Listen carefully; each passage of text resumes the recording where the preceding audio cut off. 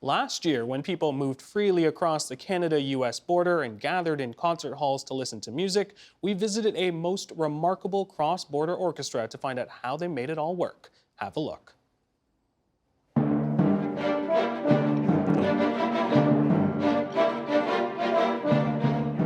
For over 60 years, the International Symphony Orchestra has been making music.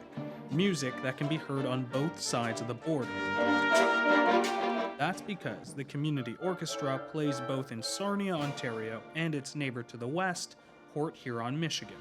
There were two small orchestra ensembles in 1958 on both sides, and it was felt that perhaps they could make a go of it and survive if they teamed up. Since the Little Orchestra Society of Sarnia and the Port Huron String Ensemble entered its partnership, they've grown from 2 concerts a year to a full season, which includes shows on both the Canadian and American side. And it's only one of a handful of cross-border symphonies in the province.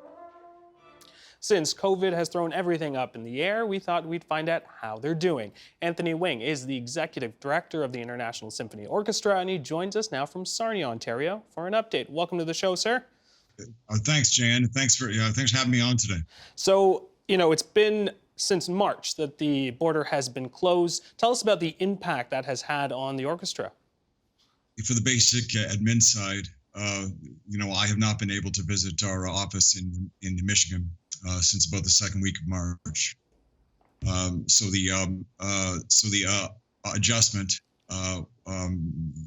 was immediate, and we had to address it straight away. So conducting all the business by telephone, Zoom, Skype, as we are here, it became a thing, and even more of a pressing emergent issue when, of course, we had to lay off staff. So since May, it's just been me and the bookkeeper here on the Canadian side. I'm curious, as an orchestra, you guys are performing on stage regularly. Summers are usually a busy month. How have you been able to stay relevant for the past 9 months? Well, we had to come up with some projects to keep some light on us. We had already undergone a bit of a renewal, a bit of a rebrand. We had opened up a performance center and art gallery downtown on the Canadian side, and we were developing things in Michigan. And so this had to be somehow continued. We had to find a way to sustain it. So what we did in the summertime was we did a window series. We put musicians inside the front window of the ISO bar, which is our headquarters in Sarnia.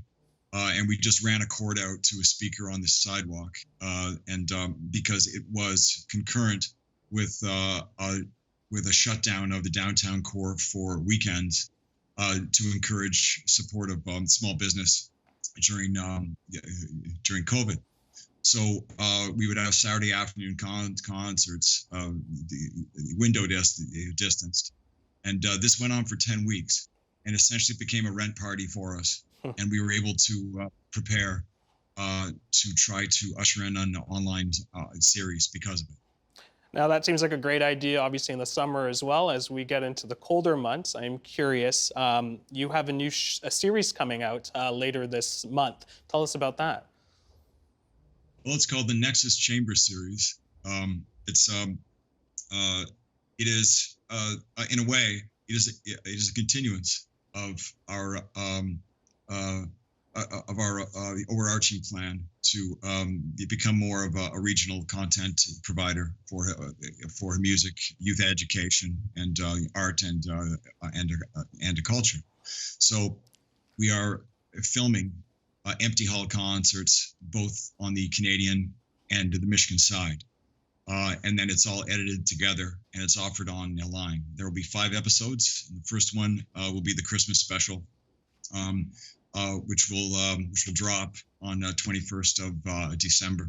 It seems like if there's one silver lining, for the orchestra during this pandemic, is that you kind of discovered a whole new donor base. Tell us about that. That's right. We did we just looked at larger orchestras across the continent have been adjusting to it, and the ones that have been doing the most good, or like doing the best to sustain themselves, and get their content on line, were the ones that were the most community supported.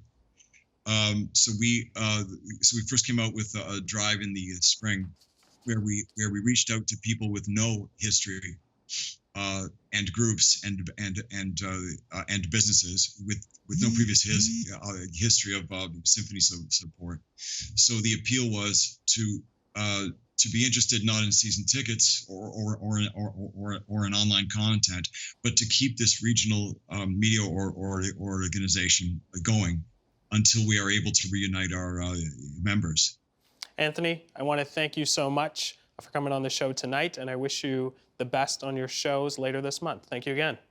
Thanks, Jan. And if I can say, if anyone is interested in the online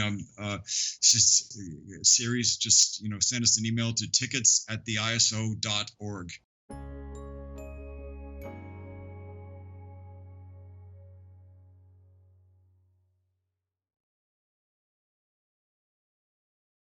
The Agenda with Steve Paikin is brought to you by the Chartered Professional Accountants of Ontario. CPA Ontario is a regulator, an educator, a thought leader, and an advocate. We protect the public. We advance our profession. We guide our CPAs. We are CPA Ontario. And by viewers like you. Thank you.